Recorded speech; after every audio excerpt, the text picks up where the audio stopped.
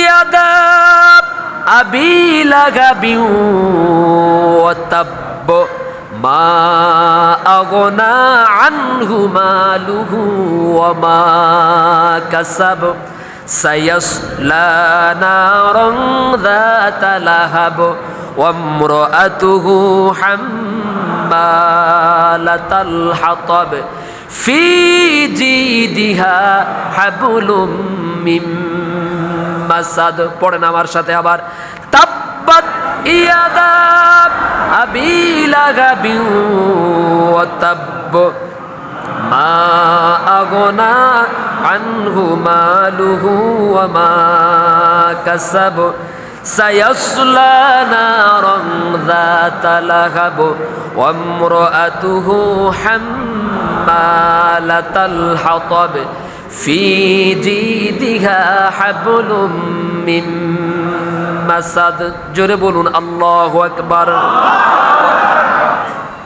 আবু লাহাব আমার নবীজিকে মুষ্টিবদ্ধ করে পাথরে নিক্ষেপ করলো। ওখানে নবীজির পক্ষে প্রতিবাদ করার কেউ ছিল না। আবু লাহাবের বিরোধিতা করার, আবু লাহাবের মোকাবেলা করার মতো এমন কেউ মোকাবেলা করেছেন কে? প্রতিবাদ করেছেন কে? আল্লাহ রাব্বুল আলামিন বললেন, আবু লাহাব রে, আমার নবীজি আমার দিকে মানুষদেরকে দাওয়াত দেওয়ার কারণে তুমি আমার রাসূলকে বদদোয়া করেছো, অভিসম্পদ দিয়েছো, লানত দিয়েছো, বদদোয়া করেছো, পাথর নিক্ষেপ করেছো। তোমার এই ঘটনা এই পর্যন্ত সীমাবদ্ধ, এখানে শেষ। কিন্তু আমি আল্লাহ রাব্বুল আলামিন তোমার বিরুদ্ধে কিয়ামত পর্যন্ত এমন একটা সূরা আমি আল্লাহ তাআলা নাযিল করলাম, কিয়ামত পর্যন্ত আমার মুমিন বান্দা বান্দিরা দিনে রাতে 5 ওয়াক্ত যখন নামাজ আদায় করবে, নামাজের মধ্যে এই সূরাটা যতবার তেলাওয়াত করবে তোমার উপরে ততবার অভিসম্পাত লানত নাযিল হবে। আবু লাহাব রাসূলকে গালি দিয়েছে কয়বার? অভিশাপ দিয়েছে কয়বার? আর আমরা পৃথিবীর কোটি কোটি মুসলমান যতবার এই সূরা লাহাব তেলাওয়াত করি ততবার তারে আমরা লানত দেই, ঠিক কিনা বলেন? প্রিয় ভাইরা আমার, আল্লাহ রাব্বুল আলামিন বললেন, আবু লাহাব তোমার 2 হাত ধ্বংস হয়ে যাক, তুমি নিজেও ধ্বংস হয়ে যাও। নাউজুবিল্লাহ বলেন। এমনকি তোমার সারা জীবনের যত ইনকাম, যত মাল আছে, যত সম্পদ তুমি রোজগার করেছো, বানিয়েছো, স্থাবর অস্থাবর সব সম্পত্তি, সেটাও ধ্বংস হয়ে যাক। নাউজুবিল্লাহ বলেন। বিষয়টা খেয়াল করেন। আবু লাহাব বলছে শুধু তাব্বাল্লাকা ইয়া মুহাম্মদ, মুহাম্মদ তুই ধ্বংস হয়ে যা, এই কথা বলছেন। আর আল্লাহ 1 আয়াত 2 আয়াত, এরপরে টোটাল আয়াত হচ্ছে কয়টা? এখানে টোটাল আয়াত হচ্ছে 5টা। আবু লাহাব আমার নবীকে একটা শব্দের মাধ্যমে বদদোয়া দিয়েছে, আর আল্লাহ তাকে সরাসরি 5টা আয়াতের মাধ্যমে আল্লাহ তাকে বদদোয়া দিয়েছেন। কে দিচ্ছেন? আল্লাহ দিচ্ছেন। আল্লাহ কি বললেন?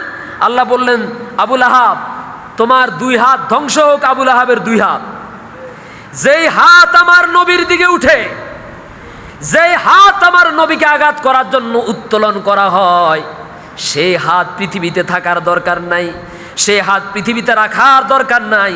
আমি আল্লাহ যেহেতু হাত আমার নিয়ন্ত্রণে, আমার হুকুমে চলে, আজ থেকে আমি আল্লাহ হাতকে নির্দেশনা দিলাম, হাত যেন আর আবু লাহাবের কথা না শুনে। ধ্বংস হোক আবু লাহাবের 2 হাত, ধ্বংস হয়ে যাক আবু লাহাব নিজেও। এমনকি তার যত স্থাবর সম্পত্তি আছে, টাকা পয়সা, জায়গা জমি আছে, সেগুলো ধ্বংস হয়ে যাক। জোরে কন্যা নাউজুবিল্লাহ। তাফসিরের ভিতরে এসেছে, আবু লাহাব যেদিন দুনিয়া থেকে জিল্লুতির সাথে মারা গেল, মারা যাওয়ার আগ মুহূর্তে আবু লাহাবের শুধু স্বর্ণ, আবু লাহাবের কাছে শুধু স্বর্ণ ছিল 8.5 সের,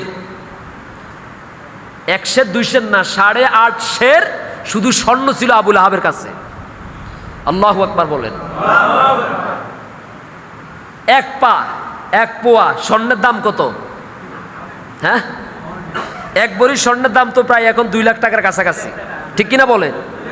তো আপনি চিন্তা করেন আবু লাহাব কত বড় ধনাঢ্য ব্যক্তি ছিল, যার ইন্তেকালের পূর্ব মুহূর্তে মরার আগে তার কাছে শুধু স্বর্ণই ছিল 8.5 সের। কত সের? 8.5 সের স্বর্ণ ছিল। হাজার হাজার ভেড়া, ঘোড়া, উট ইত্যাদি ইত্যাদি জায়গা জমি বাদে। তাহলে একটু চিন্তা করে দেখেন, যখনই আল্লাহ বলেছেন তুই ধ্বংস হয়ে যাক, তোর 2 হাত ধ্বংস, তোর সমস্ত মাল ধ্বংস হয়ে যাক, আবু লাহাব যখন দুনিয়া থেকে বিদায় হয়ে গেল, যাওয়ার সময় তার কোনো মাল, তার কোনো সম্পত্তি, তার কোনো স্ত্রী, তার কোনো সন্তান, তার কোনো কাজে, কারণ বদদোয়াটাকে দিচ্ছেন অপরাধ কি? অপরাধ হচ্ছে নবীর সাথে বেয়াদবি করেছে। কার সাথে বেয়াদবি করেছে? নবীজিকে গালি দিয়েছে, বদদোয়া দিয়েছে। তখন আপনারা বলবেন, এরপর আয়াত আল্লাহ তাআলা বলছেন অচিরেই সে জাহান্নামের অগ্নিতে নিক্ষিপ্ত হবে। শুধু সে না, ওয়ামরাতুহু হাম্মালাতাল হাতাব, তার স্ত্রী কাঠ বহনকারিণী উম্মে জামিল, সেও জাহান্নামের আগুনে পতিত হবে। জোরে কর নাউজুবিল্লাহ। আপনারা বলবেন, হুজুর আবু লাহাব না হয় নবীজিকে গালি দিয়েছে, পাথর মেরেছে, বদদোয়া করেছে, এই জন্য হয়তো আল্লাহ